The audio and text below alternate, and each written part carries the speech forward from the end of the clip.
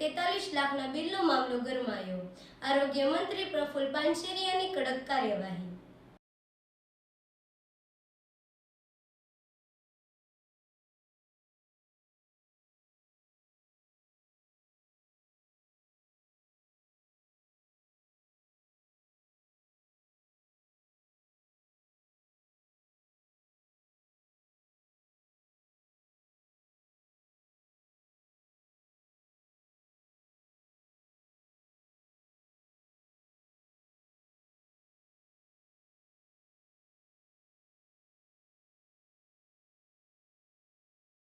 हाँ सर, कौन आनु टेक्निक ये हमारे जो ट्रांसफर करवाने છે ને પ્રાઇવેટ બેંક ને કરે આ કેટલા લીટરની ટાંકી છે? આ લગભગ 10,000 ઉપરની છે એક જ ટાંકી, હા સિંગલ ટાંકી છે અને પાછું દારે છે સામે એટલે કઈ પ્રોબ્લેમ છે દારનું પાણી સીધું એ ટાંકી માં આવી આ બે ટાંકી નથી ના સાહેબ આ પહેલેથી આટલી ટાંકી છે ત્યારથી મારા 2023 રિપોર્ટિંગ છે ત્યારથી અમે 2.5 લાખ લીટરની બનાવી છે અહીંયા નહીં મને નવામાં છે દારનું પાણી છે ને તો સીધું અહીં આવી જાય નગરપાલિકાનું પાણી પણ સીધું અહીંથી ઉપરના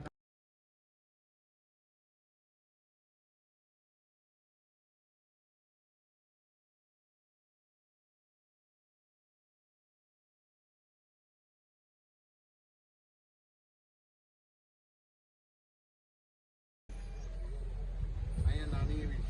સામે નાની ટાંકી એક જ છે ચાલો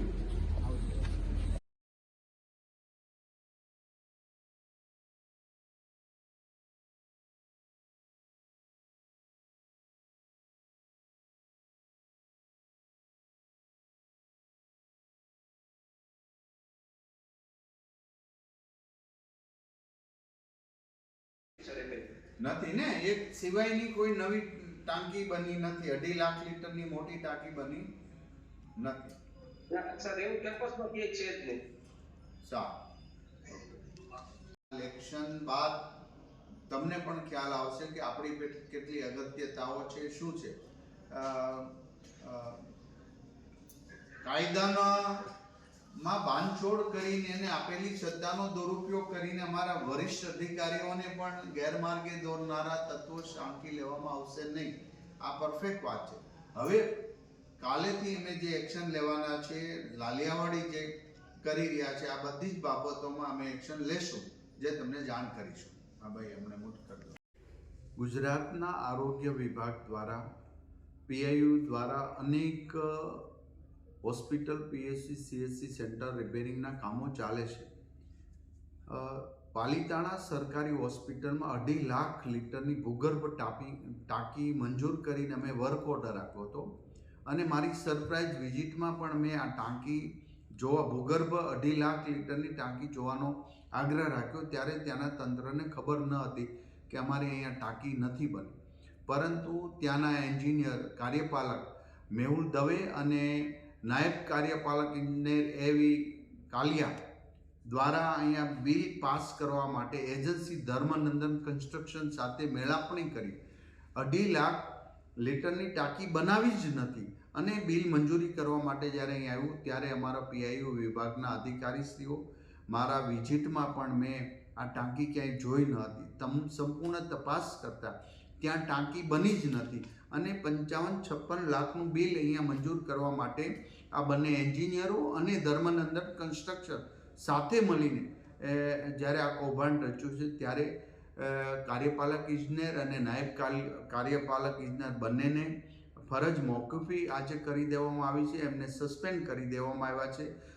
ધર્મનંદન કન્સ્ટ્રક્શન કંપનીની પર બ્લેકલિસ્ટ કરી દેવામાં આવી છે ને ધર્મનંદન કંપની મેહુલ દવે અને એનવી કાલિયા આ ત્રણેય પર પોલીસ કેસ કરવાની મેં મારા વિભાગને સૂચના આપી છે માટે બધી જ જગ્યા પર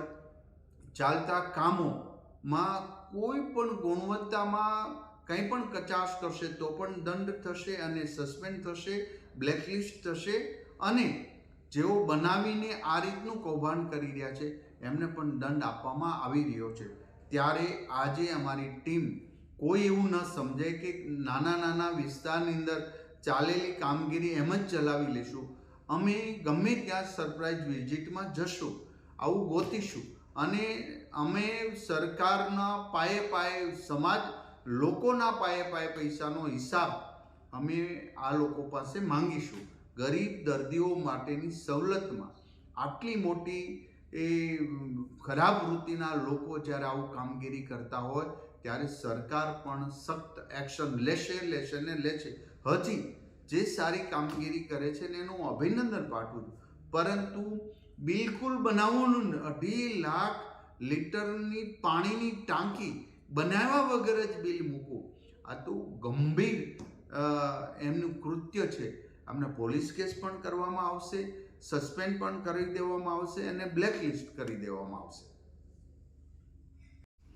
ભારતીય જનતા પાર્ટીની સરકારમાં અને આદરણીય મુખ્યમંત્રી ભૂપેન્દ્રભાઈ પટેલ સાહેબના માર્ગદર્શન સાથે આરોગ્ય વિભાગ લોકોની સેવા માટે કટિબદ્ધ છે અને સર્વશ્રેષ્ઠ નિર્ણય લે, ગરીબમાં ગરીબ માણસને એમનો લાભ મળે એવું સતત મુખ્યમંત્રી શ્રી દ્વારા માર્ગદર્શન પ્રાપ્ત થઈ રહ્યું છે. અમારા આરોગ્ય વિભાગ દ્વારા પીઆઈઓ દ્વારા પાલીતાણા સિવિલ હોસ્પિટલ સરકારી હોસ્પિટલમાં 2.5 લાખ લીટરના ભૂગર્ભ પાણીનો ટાંકી બનાવવા માટેનો વર્ક ઓર્ડર ધર્મનંદન કન્સ્ટ્રક્શન કંપનીને આપવામાં આવ્યો. એમણે કામ શરૂ છે, એવા ફોટા અપલોડ કરી અને કામ પૂર્ણ થઈ ગયું છે અને એમના બિલ પણ ગાંધીનગર એમના એન્જિનિયરોએ સાઇન કરીને મોકલ્યા. આરસામાં પાલીતાણા સરકારી હોસ્પિટલમાં જ્યારે મારી સરપ્રાઇઝ વિઝિટ હતી ત્યારે મેં એ ટાંકી 2.5 લાખ લીટરની ભૂગર્ભ ટાંકી જોવા માટેનો મેં જ્યારે વાત કરી ત્યારે ત્યાંના પ્રશાસન કે ડૉક્ટરને કોઈને ખ્યાલ જ નહોતો અહીંયા ટાંકી બની છે, પરંતુ ખરેખર ત્યાં ટાંકી બની ન હતી. આ તપાસ તુરંત જ અમારા અધિકારીને અમે આપી અને જાણવા મળ્યું કે ત્યાં આ કંપનીએ ધર્મનંદન કંપની કન્સ્ટ્રક્શન કંપનીએ ત્યાં ટાંકી બનાવી જ નથી અને બનાવ્યા વગર જ એમના બિલ ત્યાંના એન્જિનિયરો પાસે સાઇન કરાવી અને ગાંધીનગર પાસ થવા માટે મોકલ્યા. અંદાજે 55-56 લાખ રૂપિયાનો આ ખર્ચ બતાવી અને અહીંયા બિલ માંગણી માટે મોકલ્યા. આ કૌભાંડની અંદર અમારા બે એન્જિનિયરો મેહુલ દવે જે કાર્યપાલક એન્જિનિયર છે અને NV કાલિયા નાયબ કાર્યપાલક એન્જિનિયર, આ બંનેની સંડોવણી આ કૌભાંડમાં હતી અને એમને બિલ ઉપર સાઇન કરીને જ અમારા વિભાગમાં અહીંયા મોકલ્યા. જે આખું સ્કેમ અમારા પીઆઈયુ વિભાગ દ્વારા મારી વિઝિટ દ્વારા બહાર આવતા અમે તુરંત જ આજે કાર્યપાલક એન્જિનિયર મેહુલ દવે અને નાયબ કાર્યપાલક એન્જિનિયર NV કાલિયાને ફરજ મોકૂફ કરી દીધા છે અને સસ્પેન્ડ કરી દેવામાં આવ્યા છે અને ધર્મનંદન કન્સ્ટ્રક્શન કંપની પર પોલીસ કેસ કરવામાં અને બંને એન્જિનિયરો પર પોલીસ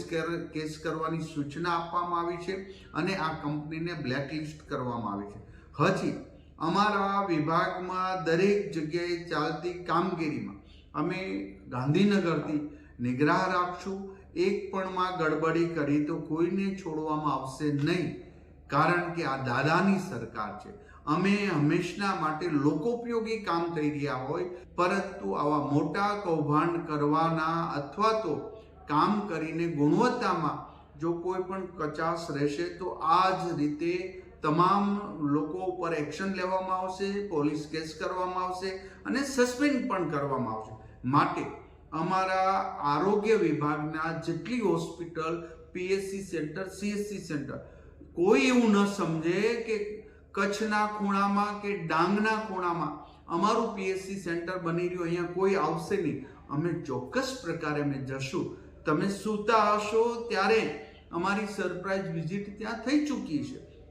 માટે આ કડક સંદેશો હું આપું છું દરેક લોકોને, દરેક એજન્સીઓને. તમે ગુણવત્તાસભર કામ કરો, તમને અમે પૈસા આપીએ છીએ, સારા એવા પૈસા આપીએ છીએ, પરંતુ આટલું મોટું ચીટિંગ કે આટલું મોટું કૌભાંડ કરીને જ્યાં કોઈ વસ્તુ જ બનાવવી નહીં, એમના બિલ અહીંયા સુધી પાસ થઈને આવી જવા, એ પણ એક એન્જિનિયરોની એ બેદરકારી નહીં પણ એન્જિનિયરોનો ભ્રષ્ટાચાર આ કંપની સાથેનો ચોખ્ખો દેખાય છે. માટે બંનેને સસ્પેન્ડ કરી દેવામાં આવ્યા છે ને પોલીસ કેસ પણ થશે. ને હજી યાદ રાખજો, હજી જ્યાં જ્યાં કામ ચાલે છે, જે સારી ગુણવત્તાનું કામગીરી કરે છે એનો બધાનો અમે સન્માન કરીએ છીએ, એમને અભિનંદન પાઠવીએ, પરંતુ ખરાબ કામ કરવાવાળા કે કૌભાંડ કરવા એક પણને છોડીશું નહીં. ખૂણા ખૂણાથી ગોતીને અમે એમનો જવાબ માંગીશું અને સરકારનો પાયે પૈસો લોકોપયોગીમાં ખર્ચ થાય, જે અમારો વિભાગ કામગીરી કરી રહી છે. આ તમામ પ્રકારના કામગીરીને હું બિરદાવું છું, પરંતુ આવી ભ્રષ્ટાચાર કરનાર કંપનીને અમે છોડીશું નહીં. અમારી ટીમ, આખી ગાંધીનગરની ટીમ દ્વારા આટલું